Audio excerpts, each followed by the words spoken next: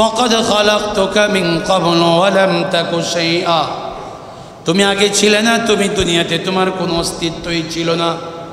ও জাকারিয়া, তোমার দুনিয়াতে কোনো অস্তিত্ব ছিল না। আমি আল্লাহ যেমনভাবে তোমাকে অস্তিত্ব দিয়েছি, তোমাকে সুন্দর রূপে দুনিয়ার জমিনে বানিয়েছি, আমি আল্লাহ যে ক্ষমতার বলে তুমি জাকারিয়াকে বানিয়েছি, এই ক্ষমতার বলে তোমার ঘরে বৃদ্ধ অবস্থায় আমি একজন সন্তান আমি সৃষ্টি করে দিব। আল্লাহ পারবনি? আরো জোরে বলেন, পারবে? আল্লাহর ক্ষমতা আছে, আল্লাহর শক্তি আছে। হ্যাঁ, আল্লাহ যেটা চাই এটাই পারেন, আল্লাহ যেটা চান এটাই পারেন, আল্লাহর জন্য কোনো কঠিন বিষয় না। এবার জাকারিয়া আলাইহিস সালামের ভিতরে আল্লাহ যখন বললেন সন্তান হবে, হায় হায়, আমরা যদি হাসপাতালে যাই আর যদি ডাক্তার বলে আপনার ঘরে তো সন্তান হবে, কি সন্তান হবে, কি ছেলে না মেয়ে, শোক আর আশা আফসোস, শুধু জানতে চাওয়া কখন হবে, কমাস বাকি আছে, কতদিন বাকি আছে, সন্তানটা ছেলে হবে না মেয়ে হবে, কত আশা আফসোস ডাক্তারকে বারবার জিজ্ঞাসা করে, বারবার জিজ্ঞাসা করে। অথচ যে ব্যক্তির ঘর 120 বছর পরে সন্তান, ওনার আশা আর ওনার আকাঙ্ক্ষা, ওনার শখটা কত বেশি ছিল, ওনার শখ অনেক বেশি। আজকেই সন্তানের সুসংবাদ দেওয়া হয়েছে, আজকেই তিনি বলেন আল্লাহ قال رب اجعل لي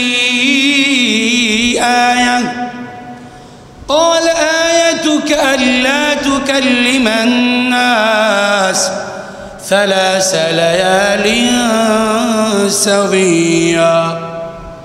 জাকারিয়া আলাইহিস সালাম বলেন আল্লাহ আপনি সন্তান দেবেন, আমি বিশ্বাস করেছি আপনি সন্তান দান করবেন, আমি ইয়াকিন করেছি, আমার ইয়াকিনের মধ্যে কোনো কমতি নাই, আমার বিশ্বাসের মধ্যে কোনো কমতি নাই, সত্যি আপনি আমাকে সন্তান দিবেন, আমি শতভাগ বিশ্বাস করেছি। কিন্তু আল্লাহ সন্তান যে দিবেন আমি বুঝবো কিভাবে? ও বেয়ারা লক্ষ্য করে শুনেন, সন্তান যে দিব, আপনি যে আমাকে সন্তান দিবেন, আমি সন্তান দেওয়াটা বুঝবো কিভাবে? নিদর্শন কি? এটা জিজ্ঞাসা করছেন কেন? খুব খেয়াল করেন। দুনিয়ার কোনো মানুষের ঘরে সন্তান হলে শারীরিক অবস্থাতে বোঝা যায়, মহিলা যারা গর্ভধারণী, যাদের গর্ভে সন্তান আসে, তাদের শরীরটা আস্তে আস্তে ভারী হয়ে যায়, সন্তানের কারণে শরীর ভারী হয়ে যায়। কিন্তু নবীরা, যে মহিলাদের ঘরে নবী জন্ম হবে, এই মহিলার ঘরে সন্তান 1 মাস হলে শরীরের যেই অবস্থা, সন্তানের 10 মাস হলে শরীরের একই অবস্থা। সুবহানাল্লাহ বলেন। নবীদের মা যিনারা হন, তাদের শরীর কোনোদিন ভারী হয় না। 2 মাসের সন্তান যেমন শরীরে থাকে, 6 মাসের সন্তান হলেও শরীর এমন থাকে, 10 মাসের সন্তান হলেও শরীর এমন থাকে। নবীদের বরকতের কারণে আল্লাহ নবীদের মাদের শরীরকে ভারী বানিয়ে দেন না। নবীদের মাদের শরীরে কোনো চিহ্ন নাই। আল্লাহ নবী মা আমিনার গর্ভে যেদিন আসলেন, মা আমিনার কোনো খবর নাই। 6 মাস হয়ে গেল, মা আমিনার গর্ভে একজন সন্তান, কোনো খবর নাই, বাড়ি হই না। নবী যারা জন্মগ্রহণ করেন, কোনো নবীকে যারা হামলা, যারা গর্ভধারিণী মহিলা, যাদের গর্ভে নবী হবে, কোনো মহিলা সে ভারী হবে না। এই জন্য জাকারিয়া বলেন, ও মালিক আল্লাহ, আমার বিবি তো ভারী হবে না, তার শরীরে কোনো চিহ্ন বোঝা যাবে না, আমি কিভাবে বুঝবো আমার বিবির গর্ভে সন্তান আসছে? বুঝবো কিভাবে? আমাদের তো বোঝার চিহ্ন আছে, 2 মাস গেলে, 3 মাস গেলে। তাছাড়া আমাদের যুগে পরীক্ষা করার পদ্ধতি আছে। 2 মাস গেলে হাসপাতালে গিয়ে আল্ট্রাসাউন্ড করা, 3 মাস গেলে আরেকটা আল্ট্রাসাউন্ড করা, সব 4 মাস গেলে আরেকটা আল্ট্রাসাউন্ড করা, কি জানে পেটের ভিতরে আছে। আরে বাবা, শখে করা, শখে। জামাই বিদেশ তো, টাকা পয়সা পাঠা, 2 দিন পরে পরে হাসপাতাল গিয়ে আল্ট্রাসাউন্ড করা। হাসপাতালের অধিকাংশ ডাক্তার পুরুষ, মহিলা ডাক্তার সংখ্যা কম। আপনার বউটারে হাসপাতাল পাঠাই দিলেন শখে আল্ট্রাসাউন্ড করাইতে, যে পুরুষরা আল্ট্রাসাউন্ড করা, সারাটা পেটে ধরে হাত লাগা, কি মজা লাগে। এ ফাইজলামি আর রং তামাশা। আর হাসপাতালে গেলেই আছে তো প্রাইভেট হাসপাতাল, লিখে দে আল্ট্রাসাউন্ড করানো লাগবে, নাইলে হাসপাতালগুলো চলবে না। তো জাকারিয়া আলাইহিস সালাম বলেন, আল্লাহ, নবী যাদের ঘরে জন্ম হয় তাদের শরীর তো ভারী হয় না, আমার বিবির গর্ভে সন্তান যখন চলে আসবে আমি জাকারিয়া কেমনভাবে বুঝবো আমার বিবির গর্ভে সন্তান? 2 নম্বর কারণ হলো ওই যুগে সন্তান পরীক্ষা করার কোনো পদ্ধতি ছিল না। পেটের ভিতরে সন্তান আছে কি নাই পদ্ধতি করার সিস্টেম নাই। আমাগো দেশে তো বর্তমানে 1 মাস গেলেই বোঝা যায় সন্তান আছে কিনা, 2 মাস গেলেই বোঝা যায় সন্তান আছে কিনা। ওই যুগে তো সন্তান বুঝবার কোনো পদ্ধতি নেই, ডাক্তারি পদ্ধতিও বোঝা যায় না, শরীরের গঠনেও বোঝা যায় না। নবীদের মা যেনারা হবেন তাদের গর্ভগুলো হালকা হয়, এই জন্য বোঝা যায় না। জাকারিয়া আলাইহিস সালাম বলেন, ক্বালা রাব্বি জাআলনি আয়া, ক্বালা আয়াতুকা আল্লা তুকাল্লিমান নাস ثلاث ليال سويا। আল্লাহ বলেন, ও জাকারিয়া নিদর্শন চাও? বলে হ্যাঁ। আপনি বলেছেন আমার বিবির ঘরে ইয়াহইয়া নামক একজন সন্তান দান করবেন, আমি বুঝবো কিভাবে আমার বিবির ঘরে সন্তান প্রবেশ করেছে, আমার বিবির গর্ভে সন্তান আছে, বুঝবো কিভাবে? আল্লাহ বলেন, নবী জাকারিয়া, মহিলাদের ঘরে সন্তান হইলে নিদর্শন থাকে মহিলাদের, আর আপনার বিবির ঘরে সন্তান হইলে নিদর্শন থাকবে আপনার। উল্টা,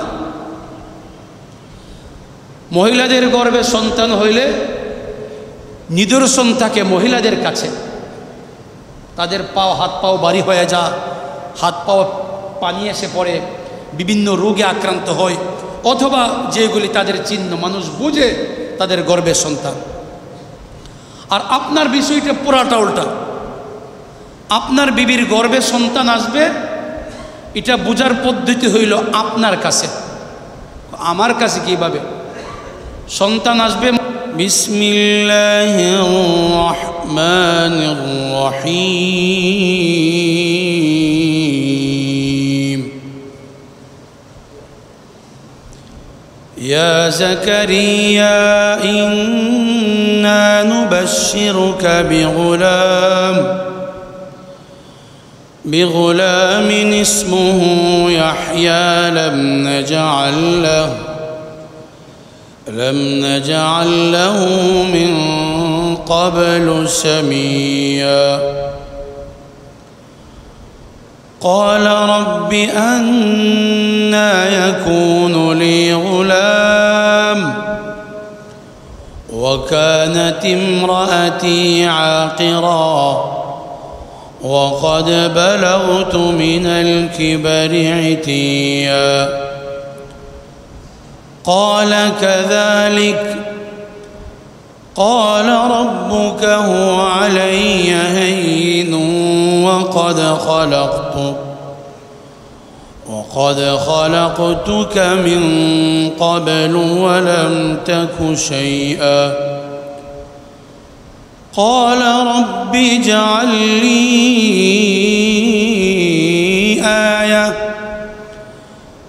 قال آيتك ألا تكلم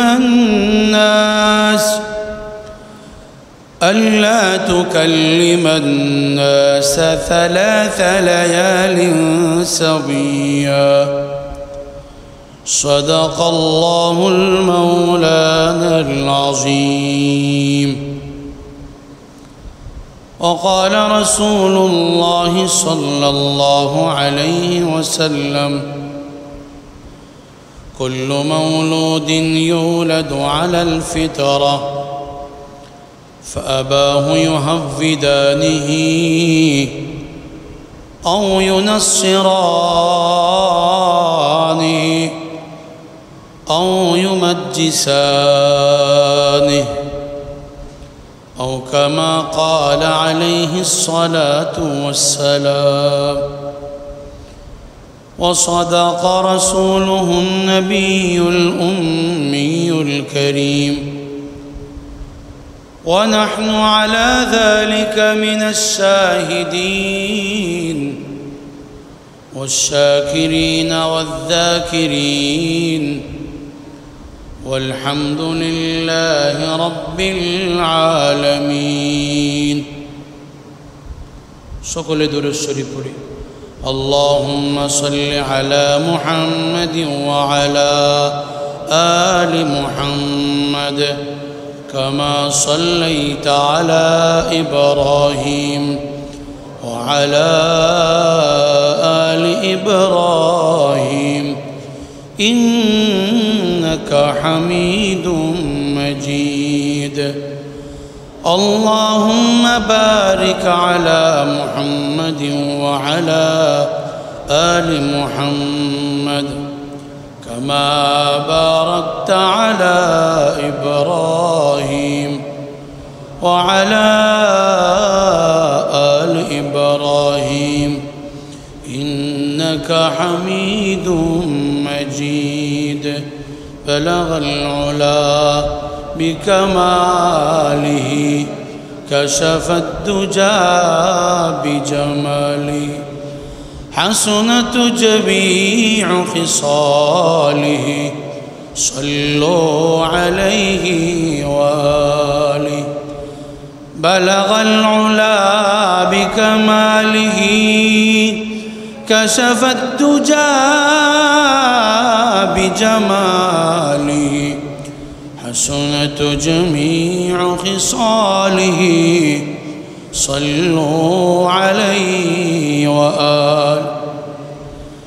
جمال حسن يوسف پر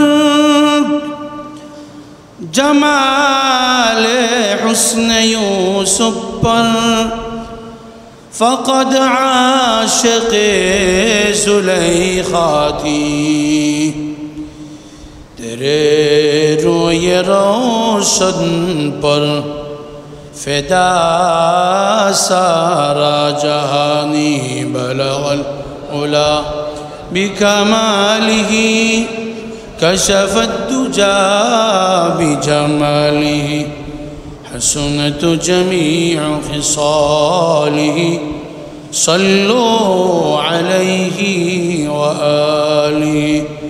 لا إله إلا الله محمد رسول الله صلى الله عليه وسلم. الحمد لله. মহান আল্লাহ তাআলার দরবারে লাখো কোটি শুকরিয়া আদায় করছি যে রব্বুল আলামিন আমাদেরকে মহামূল্যবান এক সময়ে দুনিয়ার সবচেয়ে শ্রেষ্ঠ জায়গাতে আমাদেরকে আসার বসার সুযোগ দান করেছেন। এই জন্য দিল থেকে আওয়াজ করে জোরে সুরে বলে আলহামদুলিল্লাহ। সূরা মারইয়ামের আলোচনা চলতেছিল। সূরা মারইয়ামের ৭ নং আয়াত থেকে তিলাওয়াত করলাম। এই ৭ নং আয়াত থেকে আল্লাহ তাআলা রব্বুল আলামিন পূর্বের একটা দোয়ার জবাব দিয়েছেন। এর আগের আয়াতে আল্লাহ তাআলার কাছে ওনার এক নবী জাকারিয়া আলাইহিস সালাম দোয়া করেছিলেন সন্তানের জন্যে, আল্লাহ আপনি আমাকে সন্তান দান করেন। তো আল্লাহ তাআলা ওনার দোয়া কবুল করেছেন। কবুল করে এই আয়াতের মধ্যে আল্লাহ তাআলা ওনার দোয়ার জবাব দিয়েছেন। পূর্বের আয়াতের মধ্যে বলা হয়েছে দোয়ার মধ্যে ওনার 3টা গুণ ছিল। উনি যে দোয়া করছেন দোয়ার মধ্যে 3টা গুণ। এক নম্বর গুণ হলো إذ نادى ربه نداء خفيا। এই আয়াতের ব্যাখ্যা হলো ওনার দোয়াটা ছিল শেষ রাত্রে ফজরের আগে তাহাজ্জুদের সময়, এক নম্বর গুণ। দুই নম্বর গুণ হলো قال رب إني وهن العظم مني واشتعل الرأس شيبا। এই হলো দোয়ার দুই নম্বর গুণ। এর ব্যাখ্যা হলো উনি দোয়া করছেন অনেক আকুতি মিনতি করে, নিজের দুর্বলতাকে আল্লাহর সামনে পেশ করে। তিন নম্বর ওয়ালাম আকুম বিদুআইকা রাব্বি শাকিয়া। দোয়ার মধ্যে ওনার শতভাগ ইয়াকিন আর বিশ্বাস ছিল আল্লাহ তাআলা অবশ্যই দোয়া কবুল করবেন। তিন গুণে গুণান্বিত দোয়া নবী জাকারিয়া আলাইহিস সালাম করেছেন, আল্লাহ তাআলা দোয়া সঙ্গে সঙ্গে কবুল করে নিয়েছেন। এই তিন গুণে গুণান্বিত দোয়া যারাই করবে, দুনিয়ার যে কোনো বান্দা আল্লাহ তাআলার কাছে তার যে কোনো প্রয়োজনে, যে কোনো সমস্যার কারণে, যে কোনো অসুবিধার কারণে, যে কোনো প্রান্ত থেকে যে কোনো বান্দা হোক অথবা বান্দি হোক, তিন গুণে গুণান্বিত দোয়া যদি কেউ করে, এক নম্বর গুণ হলো দোয়াটা হতে হবে শেষ রাত্রে ফজরের আগে। দুই নম্বর দোয়াতে খুব আকুতি মিনতি করা, কান্নাকাটি করা। তিন নম্বর শতভাগ ইয়াকিন রাখা আল্লাহ অবশ্যই কবুল করবেন। এই তিনটা গুণ সহ যদি কেউ দোয়া করে, যে কেউ দোয়া করব আল্লাহ তাআলা সঙ্গে সঙ্গে তার দোয়া কবুল করে নেবেন। এই তিন গুণ ছিল হযরতে জাকারিয়া আলাইহিস সালামের দোয়াতে। এই জন্য আল্লাহ তাআলা দোয়া যেই দিন করেছেন, যেই সময় করেছেন, ওই সময় আল্লাহ তাআলা দোয়া কবুল করে নিয়েছেন। দোয়া কবুল করে আল্লাহ বলেন, ইয়া জাকারিয়া ইন্না নুবাশশিরুকা বিগুলাম, ইয়া জাকারিয়া ইন্না নুবাশশিরুকা বিগুলাম ইসমুহু ইয়াহইয়া لم نجعل له من قبل سميا। আল্লাহ ডাক দিয়া বলেন, জাকারিয়া, হে জাকারিয়া, তুমি তিন গুণ বিশিষ্ট দোয়া করেছো আমার দরবারে। যেই দোয়াটা শেষ রাত্রে ফজরের আগে হবে, যেই দোয়া বান্দা আকুতি মিনতি করে কান্নাকাটি করে করবে, যে দোয়ার মধ্যে ইয়াকিন আর বিশ্বাস থাকবে আল্লাহ কবুল করবেন, এই দোয়া যেই করবে, যে কোনো বান্দা বান্দি করবে, দোয়া করতে দেরি হবে, দোয়া কবুল করতে আল্লাহ দেরি করবেন না। সুবহানাল্লাহ। জাকারিয়া দোয়া করেছেন, আল্লাহ দোয়া কবুল করেছেন। দোয়া কবুল করে আল্লাহ বলেন, ইয়া জাকারিয়া ইন্না নুবাশশিরুকা বিগুলাম ইসমুহু ইয়াহইয়া লাম নাজআল লাহু মিন ক্বাবলু সামিয়া। আল্লাহ জাকারিয়া আলাইহিস সালামকে নাম ধরে ডাক দিয়েছেন, ইয়া জাকারিয়া। কোরআনে কারিমে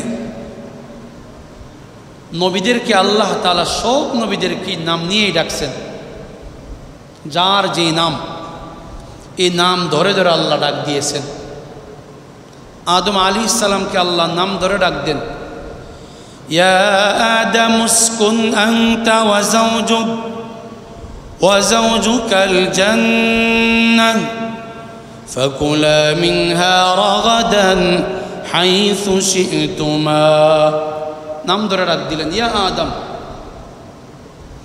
নূহ আলাইহিস সালামকে আল্লাহ নাম ধরেই ডাকলেন, قال يا نوح إنه ليس من أهلك। ইব্রাহিম আলাইহিস সালামকে আল্লাহ নাম ধরে ডাকলেন, ইয়া ইব্রাহিম أعرض عن هذا إنه قد جاء أمر ربك وإنهم آتيهم عذاب غير مردود এমনি ভাবে মুসা আলাইহিস সালামকে নাম ধরে ডাক দিলেন, ইয়া মুসা ইন্নী আনাল্লাহ রব্বুল আলামিন।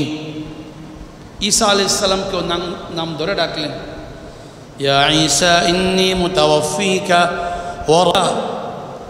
আবার হলো আমার বিবি বন্ধা, এই যে গ্রাম দেশে বাঞ্জা বলে, বাঞ্জা মহিলার ঘরে, বৃদ্ধা মহিলার ঘরে সন্তান কিভাবে হবে?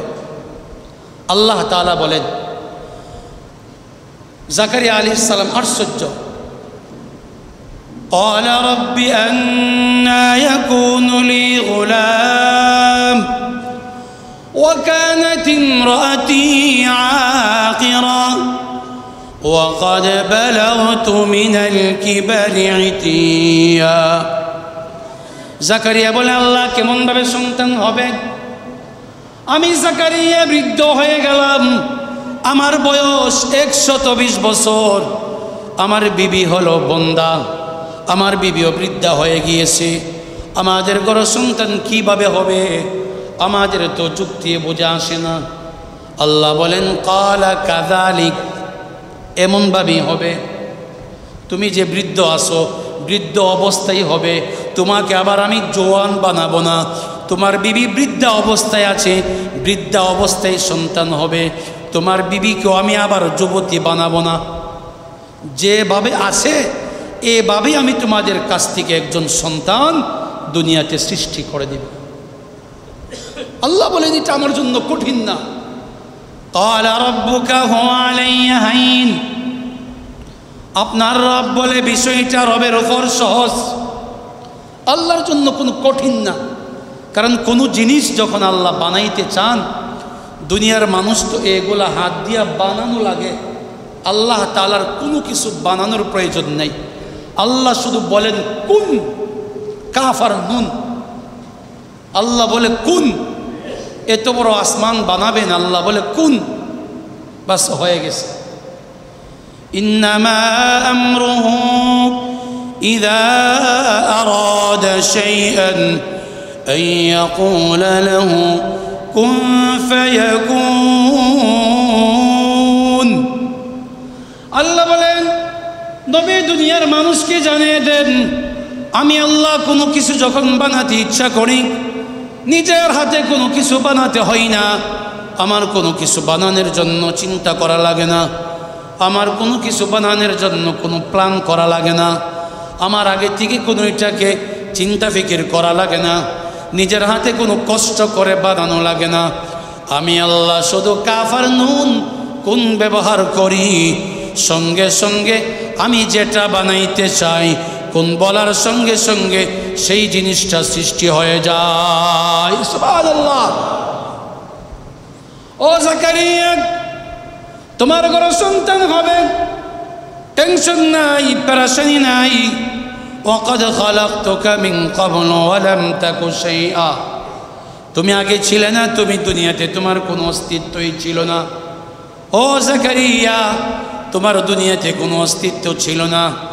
আমি আল্লাহ যেমনভাবে তোমাকে অস্তিত্ব দিয়েছি, তোমাকে সুন্দর রূপে দুনিয়ার জমিনে বানিয়েছি, আমি আল্লাহ যে ক্ষমতার বলে তুমি জাকারিয়াকে বানিয়েছি, এই ক্ষমতার বলে তোমার ঘরে বৃদ্ধ অবস্থায় আমি একজন সন্তান আমি সৃষ্টি করে দিব। আল্লাহ পারবনি? আরো জোরে বলেন, পারবে? আল্লাহর ক্ষমতা আছে, আল্লাহর শক্তি আছে। হ্যাঁ, আল্লাহ যেটা চাই এটাই পারেন, আল্লাহ যেটা চান এটাই পারেন, আল্লাহর জন্য কোনো কঠিন বিষয় না। এবার জাকারিয়া আলাইহিস সালামের ভিতরে আল্লাহ যখন বললেন সন্তান হবে, হায় হায়, আমরা যদি হাসপাতালে যাই আর যদি ডাক্তার বলে আপনার ঘরে তো সন্তান হবে, কি সন্তান হবে, কি ছেলে না মেয়ে, শোক আর আশা আফসোস, শুধু জানতে চাওয়া কখন হবে, কমাস বাকি আছে, কতদিন বাকি আছে, সন্তানটা ছেলে হবে না মেয়ে হবে, কত আশা আফসোস ডাক্তারকে বারবার জিজ্ঞাসা করে। অথচ যে ব্যক্তির গড় 120 বছর পরে সন্তান, ওনার আশা আর ওনার আকাঙ্ক্ষা, ওনার শখটা কত বেশি ছিল, ওনার শখ অনেক বেশি। আজকেই সন্তানের সুসংবাদ দেওয়া হয়েছে, আজকেই তিনি বলেন আল্লাহ قال رب اجعل لي آية قال آيتك ألا تكلم الناس 3 ليال سويا। জাকারিয়া আলাইহিস সালাম বলেন আল্লাহ আপনি সন্তান দেবেন, আমি বিশ্বাস করেছি আপনি সন্তান দান করবেন, আমি ইয়াকিন করেছি, আমার ইয়াকিনের মধ্যে কোনো কমতি নাই, আমার বিশ্বাসের মধ্যে কোনো কমতি নাই। সত্যি আপনি আমাকে সন্তান দিবেন, আমি শতভাগ বিশ্বাস করেছি। কিন্তু আল্লাহ সন্তান যে দিবেন আমি বুঝবো কিভাবে?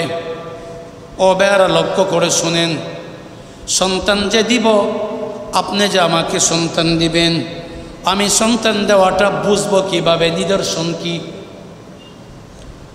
এটা জিজ্ঞাসা করছেন কেন? খুব খেয়াল করেন। দুনিয়ার কোনো মানুষের ঘরে সন্তান হলে শারীরিক অবস্থাতে বোঝা যায়, মহিলা যারা গর্ভধারণী, যাদের গর্ভে সন্তান আসে, তাদের শরীরটা আস্তে আস্তে ভারী হয়ে যায়, সন্তানের কারণে শরীর ভারী হয়ে যায়। কিন্তু নবীরা, যে মহিলাদের ঘরে নবী জন্ম হবে, এই মহিলার ঘরে সন্তান 1 মাস হলে শরীরের যেই অবস্থা, সন্তানের 10 মাস হলে শরীরের একই অবস্থা। সুবহানাল্লাহ বলেন। নবীদের মা যিনারা হন, তাদের শরীর কোনোদিন ভারী হয় না। 2 মাসের সন্তান যেমন শরীরে থাকে, 6 মাসের সন্তান হলেও শরীর এমন থাকে, 10 মাসের সন্তান হলেও শরীর এমন থাকে। নবীদের বরকতের কারণে আল্লাহ নবীদের মাদের শরীরকে ভারী বানিয়ে দেন না। নবীদের মাদের শরীরে কোনো চিহ্ন নাই। আল্লাহ নবী মা আমিনার গর্ভে যেদিন আসলেন, মা আমিনার কোনো খবর নাই। 6 মাস হয়ে গেল, মা আমিনার গর্ভে একজন সন্তান, কোনো খবর নাই, বাড়ি হই না। নবী যারা জন্মগ্রহণ করেন, কোনো নবীকে যারা হামলা, যারা গর্ভধারিণী মহিলা, যাদের গর্ভে নবী হবে, কোনো মহিলা সে ভারী হবে না। এই জন্য জাকারিয়া বলেন, ও মালিক আল্লাহ, আমার বিবি তো ভারী হবে না, তার শরীরে কোনো চিহ্ন বোঝা যাবে না, আমি কিভাবে বুঝবো আমার বিবির গর্ভে সন্তান আসছে? বুঝবো কিভাবে? আমাদের তো বোঝার চিহ্ন আছে, 2 মাস গেলে, 3 মাস গেলে। তাছাড়া আমাদের যুগে পরীক্ষা করার পদ্ধতি আছে। 2 মাস গেলে হাসপাতালে গিয়ে আল্ট্রাসাউন্ড করা, 3 মাস গেলে আরেকটা আল্ট্রাসাউন্ড করা, সব 4 মাস গেলে আরেকটা আল্ট্রাসাউন্ড করা। কি জানে পেটের ভিতরে আছে? আরে বাবা, শখে করা, শখে। জামাই বিদেশ তো, টাকা পয়সা পাঠা, 2 দিন পরে পরে হাসপাতাল গিয়ে আল্ট্রাসাউন্ড করা। হাসপাতালের অধিকাংশ ডাক্তার পুরুষ, মহিলা ডাক্তার সংখ্যা কম। আপনার বউটারে হাসপাতাল পাঠাই দিলেন শখে আল্ট্রাসাউন্ড করাইতে, যে পুরুষরা আল্ট্রাসাউন্ড করা, সারাটা পেটে ধরে হাত লাগা, কি মজা লাগে। এ ফাইজলামি আর রং তামাশা। আর হাসপাতালে গেলেই আছে তো প্রাইভেট হাসপাতাল, লিখে দে আল্ট্রাসাউন্ড করানো লাগবে, নাইলে হাসপাতালগুলো চলবে না তো। জাকারিয়া আলাইহিস সালাম বলেন, আল্লাহ নবী যাদের ঘরে জন্ম হয় তাদের শরীর তো ভারী হয় না, আমার বিবির গর্ভের সন্তান যখন চলে আসবে, আমি জাকারিয়া কেমনভাবে বুঝবো আমার বিবির গর্ভের সন্তান? 2 নম্বর কারণ হলো, ওই যুগে সন্তান পরীক্ষা করার কোনো পদ্ধতি ছিল না। পেটের ভিতরে সন্তান আছে কি নাই পদ্ধতি করার সিস্টেম নাই। আমাগো দেশে তো বর্তমানে 1 মাস গেলেই বোঝা যায় সন্তান আছে কিনা, 2 মাস গেলেই বোঝা যায় সন্তান আছে কিনা। ওই যুগে তো সন্তান বুঝবার কোনো পদ্ধতি নেই, ডাক্তারি পদ্ধতিও বোঝা যায় না, শরীরের গঠনেও বোঝা যায় না। নবীদের মা যেনারা হবেন তাদের গর্বগুলো হালকা হয়। এই জন্য বোঝা যায় না। জাকারিয়া আলাইহিস সালাম বলেন, ক্বালা রাব্বি জাআল লি আয়া, ক্বালা আয়াতুকা আল্লা তুকাল্লিমান নাস ثلاث ليال سويا। আল্লাহ বলেন, ও জাকারিয়া নিদর্শন চাও? বলে হ্যাঁ। আপনি বলেছেন আমার বিবির ঘরে ইয়াহইয়া নামক একজন সন্তান দান করবেন। আমি বুঝবো কিভাবে আমার বিবির ঘরে সন্তান প্রবেশ করেছে, আমার বিবির গর্ভে সন্তান আছে, বুঝবো কিভাবে? আল্লাহ বলেন, নবী জাকারিয়া মহিলাদের ঘরে সন্তান হইলে নিদর্শন থাকে মহিলাদের, আর আপনার বিবির ঘরে সন্তান হইলে নিদর্শন থাকবে আপনার। উল্টা, মহিলাদের গর্ভে সন্তান হইলে নিদর্শন থাকে মহিলাদের কাছে। তাদের পাও হাত পাও ভারী হয়ে যা, হাত পাও পানি এসে পড়ে, বিভিন্ন রোগে আক্রান্ত হয়, অথবা যেগুলি তাদের চিহ্ন মানুষ বুঝে তাদের গর্ভে সন্তান।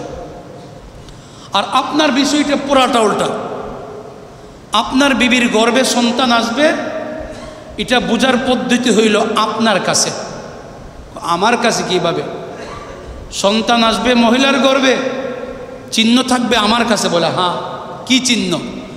আল্লা তুকাল্লিমান নাসা সালাসা লায়ালিন সাওয়িয়া। আল্লাহ বলে, জাকারিয়া যেই দিন থেকে দেখবেন আপনার জবান দিয়া কথা বলতে পারেন না, হঠাৎ একদিন ঘুম থেকে উঠবেন, আপনার জবান দিয়া কথা আসবে না, কথা বন্ধ। তাসবিহ আদায় করতে পারবেন, জবান দিয়া সুবহানাল্লাহ বলতে পারবেন, জবান দিয়া আলহামদুলিল্লাহ বলতে পারবেন, জবান দিয়া আল্লাহু আকবার বলতে পারবেন, জবান দিয়া ওই যুগের কিতাব তাওরাত পাঠ করতে পারবেন, আসমানি কিতাব পাঠ করা যাবে, তাসবিহাত আদায় করা যাবে, কিন্তু জবান দিয়া কথা বলা যাবে না। ও জাকারিয়া, যেই দিন আপনি ঘুম থেকে উঠে দেখবেন জবানটা বন্ধ হয়ে গিয়েছে, জবান দিয়া কথা বের হয় না, ইশারা দিয়া কথা বলতে হয়। আল্লাহ তুকাল্লিমান নাস সালাসাতা আইয়ামিন ইল্লা রামজা ওয়াযকুর রাব্বাকা কাসীরা ওয়াসাব্বিহ বিল আশি ওয়াল ইবকার। আল্লাহ বলেন, চিহ্ন আপনার কাছে। যেই দিন ঘুম থেকে উঠে দেখবেন জবান দিয়া কথা আসে না, একদিন, 2 দিন, 3 দিন, লাগাতার 3 দিন 3 রাত্র যখন আপনি কথা বলতে পারবেন না, আপনি ধরে নেবেন আপনার বিবি গর্ভধারিণী, তার গর্ভে সন্তান আছে। এই 3 দিনের শেষ দিন সে দুনিয়াতে জন্মগ্রহণ করবে। সুবহানাল্লাহ, জোরে বলেন। এবার জাকারিয়া আলাইহিস সালাম অপেক্ষা, কোন দিন জবান বন্ধ হবে। ওই যুগটা তো এমন না যে হারে বিবির নিয়ে হাসপাতাল ভর্তি করে একটা আল্ট্রাসাউন্ড করাই দেখি, আর কদিন বাকি আছে, আর ক ঘন্টা বাকি আছে, আর কত সেকেন্ড বাকি আছে। হায় হায়, এই ধরনের পদ্ধতি সেই যুগে ছিল না। জাকারিয়া আলাইহিস সালাম অপেক্ষা করতেছেন কোন দিন ওনার জবানটা বন্ধ হবে। বুবা না, বুবা হবেন না, 3 দিন শুধু জবান বন্ধ থাকবে। জাকারিয়া আলাইহিস সালাম দিন পার করেন, রাত পার করেন, অপেক্ষা করেন কোন দিন জবান বন্ধ হবে। হঠাৎ করে একদিন তাহাজ্জুদের সময় উঠলেন, উঠে তাসবিহ আদায় করেন, জবান দিয়া তাসবিহ বাহির হয়। আসমানি কিতাব তাওরাত তিলাওয়াত করেন, তাওরাত বাহির হয়। কিন্তু মানুষকে ডাক দিতেছিলেন, জবান দিয়া কথা বের হয় না। শেষ রাত্রে ডাক দিয়া সবাইকে সজাগ করবেন, শেষ রাত্রে সবাইকে ডাক দিয়া তুলবেন, জবান দিয়া কথা বের হয় না। আমরা তো যদি হঠাৎ করে ঘুম থেকে উঠে জবানটা বন্ধ হয়ে যায়, পেরেশানি, স্ট্রোক করছে, জবান বন্ধ হয়ে গেছে। হঠাৎ করে যদি ঘুম থেকে উঠে দেখি জবান বন্ধ হয়ে গেছে, ধরে নিবেন যে হয়তো আপনাকে ভূতে ধরছে, না হয়তো সে জবান স্ট্রোক করছে, জবান বন্ধ হয়ে গেছে। জাকারিয়া আলাইহিস সালাম অপেক্ষা করতেছে কোন দিন জবান বন্ধ হবে, কোন দিন জবান বন্ধ হবে।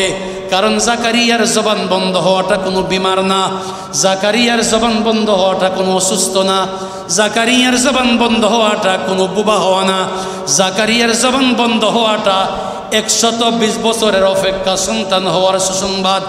প্রতিদিন তিনি অপেক্ষা করেন কোন দিন জবান বন্ধ হবে, কারণ যেই দিন জবান বন্ধ হবে এর 3 দিন পরেই তার জীবনের আশা, তার ইয়াহইয়া নামক সন্তান দুনিয়াতে জন্মগ্রহণ করবে। সুবহানাল্লাহ। এজন্য উনি অপেক্ষা করতেছেন। হঠাৎ করে এক রাত্র ঘুমাইলেন, শেষ রাত্রে ঘুম থেকে উঠে দেখেন জবান বন্ধ, কাউকে ডাক দিতে পারেন না, কোনো আওয়াজ করতে পারেন না। মানুষকে ডাক দিবেন, মসজিদে গেলেন। উনি আবার মসজিদের ইমাম ছিলেন, বাইতুল মুকাদ্দাস মসজিদের ইমাম।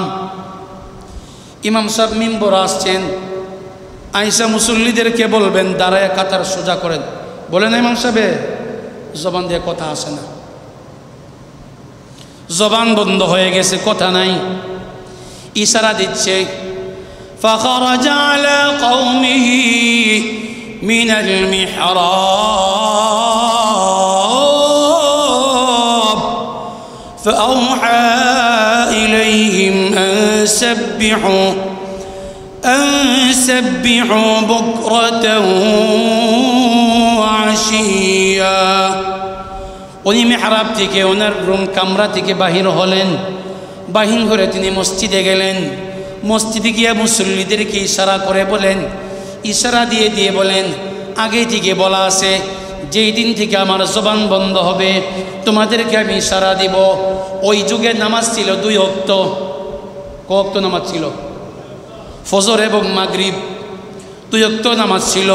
জাকারিয়া আলাইহিস সালাম আগেই বলে রাখছেন, আমি যখন তোমাদেরকে ইশারা দিব, নামাজের জন্য ইশারা দিব, ইশারার দ্বারাই তোমরা নামাজ পড়ে ফেলবে। فأوحى إليهم أن سبحوا بكرة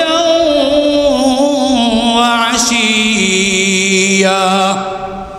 জাকারিয়া আলাইহিস সালাম ইশারা দিয়ে বলেন, এরে মুসল্লিরা, তোমরা ফজর এবং মাগরিবের নামাজ তোমরা আদায় করে নাও। আজকে থেকে আমার জবান বন্ধ হয়ে গেছে, 3 দিন পর্যন্ত আমি জাকারিয়া কোনো কথা বলতে পারবো না, কারণ তোমাদেরকে আগেই জানাই দিয়েছি আল্লাহ আমার জবানটা 3 দিনের জন্য বন্ধ করে রাখবেন। 3 দিন পরে যেই সময় আমার ঘরে ইয়াহইয়া নামক সন্তান দান করবেন, ওই দিন আল্লাহ সন্তানও দান করবেন, সঙ্গে সঙ্গে আমার জবানটাও আল্লাহ খুলে দিবেন। ইশারা দিয়ে দিলেন। ইশারা দেওয়ার পরে বাস 3 দিন পরে ওনার ঘরে সন্তান হয়ে গেল, ইয়াহইয়া নামক সন্তান। আমাদের ঘরে যখন সন্তান হয়, সন্তানকে আমরা কি করি বুঝেন? প্রত্যেকেই তো বাবা, এখানে সবাই তো আমরা বাবা। যারা ছোট আছে বাবা হয় নাই, ভবিষ্যতে হবে বাবা। যারা বিয়ে করে নাই বিয়ে করবে, বাবা হবে। বাবা হওয়ার পরে সর্বপ্রথম আমাদের কাজ হলো, হাদিস শরীফে আসছে, আবু দাউদ শরীফের হাদিস, উবাইদুল্লাহ ইবনে আবি রাফে রাদিয়াল্লাহু তাআলা আনহু বলেন, ও দুনিয়ার মুসলমানেরা শুনো, রাআইতু রাসূলুল্লাহি সাল্লাল্লাহু আলাইহি ওয়াসাল্লাম, আমি আমার স্বচক্ষে দেখেছি সন্তান হওয়ার পরে শরীয়তের বিধান হলো সন্তানের ডাইন কানের মধ্যে আজানের আওয়াজটা পৌঁছায়া দেওয়া, বাম কানের মধ্যে সন্তানের ইকামতের আওয়াজটা পৌঁছায়া দেওয়া। সন্তান দুনিয়াতে আসার পরে তার কানে সর্বপ্রথম আল্লাহর একত্ববাদের আওয়াজটা পৌঁছবে, কালিমায়ে শাহাদতের আওয়াজটা পৌঁছবে, আল্লাহু আকবরের আওয়াজটা পৌঁছবে, বাম কানে ইকামতের আওয়াজটা পৌঁছবে। যাদের কানে জন্মের পরে পরে আল্লাহর আওয়াজ পৌঁছবে, কালিমায়ে শাহাদতের আওয়াজটা পৌঁছবে, এই সন্তানটা বড় হলে কোনোদিন নাস্তিক হবে না, এই সন্তানটা বড় হলে কোনোদিন বেঈমান হবে না, এই সন্তান কোনোদিন মুরতাদ হবে না। এই জন্য হযরতে আবু উবাইদুল্লাহ ইবনে আবি রাফি বলেন, আমি নিজের স্বচক্ষে দেখেছি আলী রাদিয়াল্লাহু তাআলা আনহুর ঘরে যখন হুসাইন রাদিয়াল্লাহু হাসান রাদিয়াল্লাহু তাআলা আনহু জন্মগ্রহণ করলেন, আলী কুলে করে নিয়ে আসলেন, বলেন, ইয়া রাসূলুল্লাহ, এই জেনেন ফাতেমার ঘর প্রথম সন্তান হাসান, এই ফাতেমার ঘর প্রথম সন্তান আপনার কোলে দিয়ে গেলাম। হযরত আবু উবাইদুল্লাহ বলে, সন্তানটা দেওয়ার সঙ্গে সঙ্গে আমি দেখলাম নবী তার ডান কানের মধ্যে আজান দিয়ে দিলেন, বাম কানের মধ্যে একামত দিয়ে দিলেন। একামত দিয়া আল্লাহর নবী নাম রাখলেন, রে আলী নিয়ে যাও আমার নাতিনের নাম আমি নবী রাখলাম হাসান। সুবহানাল্লাহ বলে প্রথম কাজ হলো সন্তান হলে তার কানে আজান দেওয়া, বাম কানে একামত দেওয়া। মনে রাখেন 2 নম্বর হক বাবাদের উপর তাহনিক করা। তাহনিক মানে কোনো বড় আল্লাহওয়ালা আলেম বা কোনো আল্লাহওয়ালার জবান থেকে তার মুখে খেজুর খেজুর খেজুর চিবিয়ে চিবিয়ে খেজুরের রসটা সর্বপ্রথম তার খাবার হিসাবে একটু খেজুরের রস বড় আলেমদের দ্বারা চিবায়া তার মুখে দেওয়া, এটা হইল দ্বিতীয় হক এবং সুন্নত উম্মতের উপর। হাদিস শরীফে আসছে আবু বকর রাদিয়াল্লাহু তাআলা আনহুর বড় মেয়ে আসমা বিনতে আবি বকর তিনি বলেন, আমার গর্ভে যখন আমার এক সন্তান আসলো, আমি হিজরত করলাম। হিজরত করে যে মদিনার প্রথম যেই জায়গা কুবা এলাকায় আসলাম, পরে আমার গর্ভের যে সন্তান ছিল, মদিনায় সর্বপ্রথম মুসলমানদের ঘরে একটা সন্তান জন্মগ্রহণ করল। আমি আমার সন্তানটাকে রসুলের কাছে পাঠাইলাম, ইয়া রাসূলুল্লাহ, আমরা হিজরত করে মক্কা থেকে মদিনায় আসলাম, এ আমার প্রথম সন্তান। রসুলের কোলে দিলেন। রসুলের কোলে দেওয়ার পরে হযরতে আসমা বিনতে আবি বকর বলেন, আমি যখন আল্লাহর নবীর কাছে নিয়ে গেলাম, আল্লাহর নবী আমার সন্তানকে কোলে নিলেন। কোলে নিয়ে খেজুর আনলেন, বলে খেজুর নিয়ে আসো। খেজুর আনার পরে খেজুরটা চিবিলেন, চিবায়া চিবায়া খেজুরের রসটা তার মুখে দিলেন। তাহনিক বলা হয় যাদের জবানের মধ্যে, যেই বাচ্চার মুখের মধ্যে জীবনের প্রথমে একজন আলেমের একজন আল্লাহওয়ালার জবানে খেজুর চিবায়া তার মুখে দেওয়া হবে, ওই বাচ্চার জবান দিয়ে কোনোদিন বেঈমানি কথা বের হবে না। এই বাচ্চা যতদিন দুনিয়ার জমিনে থাকবে ঈমান নিয়ে থাকবে। বরকতের কারণে, রহমতের কারণে যেই দিন দুনিয়া থেকে বিদায় হবেন, জন্মের পরের বরকতের কারণে আল্লাহ মরণের সময় তার জবান দিয়া কালিমা নসিব করিয়া দিবেন। আমরা এগুলি করতে পারি না। কারণটা কি জানেন? আমাদের সন্তানগুলি তো গড়ে জন্ম হয় না। গড়ে জন্ম হইলে আজান দেওয়া যায়, একামত দেওয়া যায়। গড়ে আজান দিলে ওই সন্তানকে খেজুর চিবায়া খাওয়ানো যায়, কিন্তু আমাদের সন্তান তো জন্ম হয় হাসপাতালে। আমরা তো জন্মের আগে ডিট দেওয়া আছে হাসপাতালে যাওয়ার। শখে শখ, অনেক বড় শখ, নানার বাড়ির শখ, মামুর বাড়ির শখ। আমার মেয়েটা যেন কষ্ট না করে, আমার মেয়েটা যেন ব্যথা না পা। মেয়ে ব্যথা পাইব, মেয়ে কষ্ট করবে, এই জন্য মেয়ের ঘরে সন্তান হলে, নাতনি হলে ঘরে সন্তান ভূমিষ্ঠ হবে না। আর দেশে কিছু ডাক্তার আছে, ডাক্তার 2 প্রকারের। কিছু আছে যোগ্য বিজ্ঞ ডাক্তার, আর কিছু আছে অভিজ্ঞ অযোগ্য শয়তান ডাক্তার। গেলেই রোগীটা এমন বই দেখাবে, শেষ, আজকের ভিতরে সিজার করতে হবে, কালকা গেলেই বাচ্চা শেষ। মনে রাখবেন, যতদিন বাচ্চা পেটের ভিতরে থাকে এতদিন বাহির হওয়া পর্যন্ত আল্লাহর দায়িত্বে থাকে। কার দায়িত্বে থাকে? আবার বলেন, কার দায়িত্বে? এখন পেটের ভিতরে পানি আছে না, এ বাচ্চা শুকাই গেছে না, বাচ্চার কি হয়েছে, এত বাটপারি আর এত মিথ্যা কথা ডাক্তাররা বলে। ভিতরে যতক্ষণ থাকে এতক্ষণ পর্যন্ত আল্লাহর দায়িত্বে। জিনার দায়িত্বে আছে, তিনি বুঝবে তাকে কি খাওয়াবে, কিভাবে পালবে, ভিতরে পানির দরকার না রক্তের দরকার না খাবারের দরকার। জিনার দায়িত্বে আছে, তিনি বুঝবে। বাহির হইলে আমি বুঝবো। বাহির হওয়ার আগেই এত ডর বই দেখাইয়া সিজার করো, বাস নিয়ে শখের সিজার বাস কাটছে, অঙ্গহানি করছে। অঙ্গটাকে কেটে একটা মানুষকে অচল বানায় দিল। শখে ব্যথা করেছে, ব্যথা করবে না? গর্ভধারণ তো ব্যথার জিনিস। আগের মায়েরা 2 দিন 3 দিন 4 দিন পর্যন্ত 4 দিন পর্যন্ত লাগাতার আল্লাহকে ডাকছে, 3 দিন পর্যন্ত লাগাতার আল্লাহকে ডাকছে। ব্যথা বাড়ে আল্লাহকে ডাকে, ব্যথা বাড়ে আল্লাহকে ডাকে। একটা মা 4 দিন পর্যন্ত আল্লাহকে ডাকার পরে এই মার ঘরে যে সন্তানটা হয় এটা, আর যে মা জবান দিয়ে একবারও আল্লাহকে ডাকে না তার ঘরে সন্তান হইলে 2টা এক সমান হবে? 2টা জীবন এক সমান হবে? আগের মাদের পরিপূর্ণ তাওয়াক্কুল আর ভরসা ছিল একমাত্র আল্লাহ ছাড়া আমার আর কোনো সহায় নাই।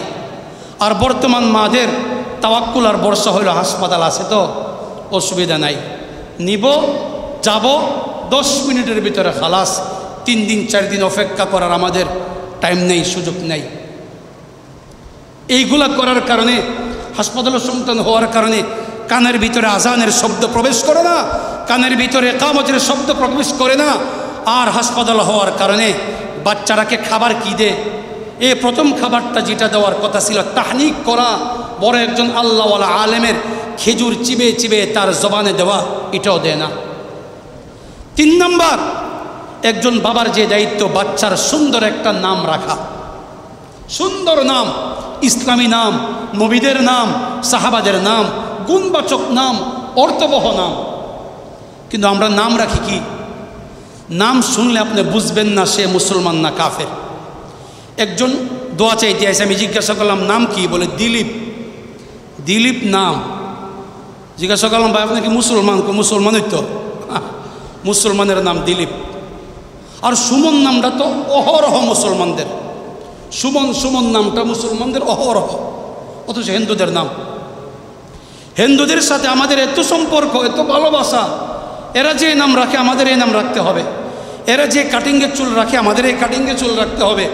এরা যে কাটিংয়ে পোশাক পরিধান করে আমাদের তাদের মতো পোশাক পরতে হবে। একটা নাম, সুন্দর নাম রাখা বাবার দায়িত্ব।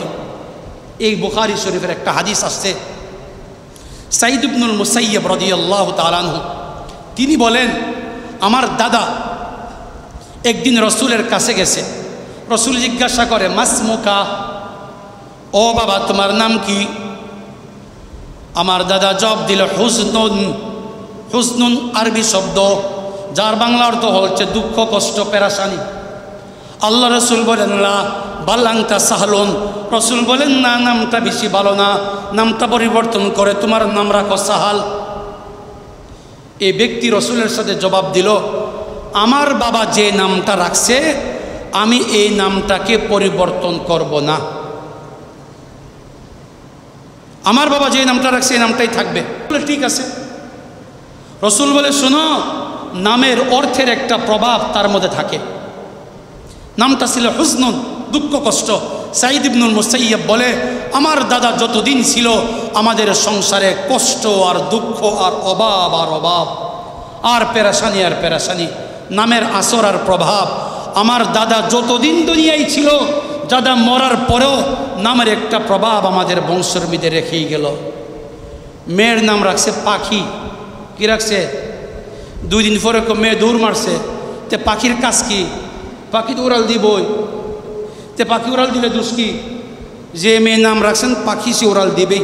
নামের একটা আসর, নামের একটা প্রভাব। এই জন্য প্রত্যেক বাবার উচিত সুন্দর সুন্দর নাম রাখা। এখন তো ইন্টারনেটের যুগ, নেটে টিপ দিলে বড় ভালো ভালো সুন্দর সুন্দর নাম আছে। এরপরে বাবার দায়িত্ব আকিকা করা। তৌফিক হইলে শুকরিয়া তান আকিকা করা। আকিকা সম্ভব হইলে ছেলেদের জন্য 2টা করা, সম্ভব না হইলে ছেলেদের জন্য 1টা বকরি, মেয়েদের জন্য 1টা বকরি। আকিকা করবেন। হাই রে, মানুষ এত বোকা। আকিকা করলে কি করে জানেন? ফতোয়া মারে ফতোয়া। আকিকার গোশত সন্তানের মা বাবা খাইতে পারবে না। এরা কি সন্তান জন্ম দিয়ে কি অপরাধ করছে? এত দামি ছাগলের গোশত মা বাপ খাইতে পারবো না। 1200 টাকা কেজি গোশত বকরির। মা বাপ কষ্ট করে সন্তান লইল, আমরা ফতোয়া দিয়ে দিলাম যে আকিকার গোশত মা বাপ খাইতে পারে না। যদি এমন কেউ মনে করেন আকিকার গোশত মা বাপ খাইতে পারবে না, তাহলে গোশতটা আমাদের মসজিদে ভাড়াই দিন। কি করবেন মা বাপ না খাইতে পারলে? এই সমস্ত ভুল ধারণা। আকিকা মানে শুকরিয়া আদায় করা। আমাকে আল্লাহ তাআলা সন্তান দিয়েছেন, এই সন্তানের শুকরিয়া। এই বস্তু সবাই খাইতে পারে। মা তো আরো বেশি করে খাবে, তার শরীরে শক্তির প্রয়োজন। বাবা তো আরো বেশি করে খাবে, তার শরীরে শক্তির প্রয়োজন। সে দুর্বল হয়ে গেছে। এই ভ্রান্ত আকীদা। সন্তানের অনেক হক আছে। এই জন্য সন্তানের হক যদি আমরা আদায় করি, তাহলে আমাদের সন্তানও সবচেয়ে বড় হক হলো সন্তানকে দিনদার বানানো। বা আপনি ইঞ্জিনিয়ার বানান, কিন্তু তাকে দিনদার বানান। ডাক্তার বানান, কিন্তু তাকে দিনদার বানান। আপনি বড় প্রফেসর বানান, কিন্তু তাকে দিনদার বানান। বাংলাদেশে অনেক ডাক্তার আছে দিনদার, তাহাজ্জুদ গুজার। অনেক প্রফেসর আছে দিনদার, তাহাজ্জুদ গুজার। অনেক বড় বড় ইঞ্জিনিয়ার আছে দিনদার, তাহাজ্জুদ গুজার। দিনদারি হওয়া আমাদের মূল মাকসাদ। সবাই যে আলেম হয়ে যাবে, সবাই যে হুজুর হয়ে যাবে, এটা আমাদের মাকসাদ না। আমাদের উদ্দেশ্য হলো সবাই দিন বোঝক, সবাই তার মালিক আল্লাহকে চিনক। এই জন্য এই দায়িত্বটা মা বাবাকে গ্রহণ করতে হবে। মা বাবা তার ছেলেকে দিন শেখাবে। শিখালে কি হবে? ভবিষ্যৎ জিন্দিগিতে এই সন্তান নেককার হইলে মাও জান্নাতি হবে, বাবাও জান্নাতি হবে। আর যদি মা বাবার কারণে সন্তানটা বদ্দিন হয়, বদ্দিনের কারণে সন্তানও জাহান্নামে যাবে, মা বাবাকে সঙ্গে নিয়ে জাহান্নামে যাবে। আল্লাহ তাআলা আমাদেরকে বোঝার আমল করার তৌফিক দান করেন।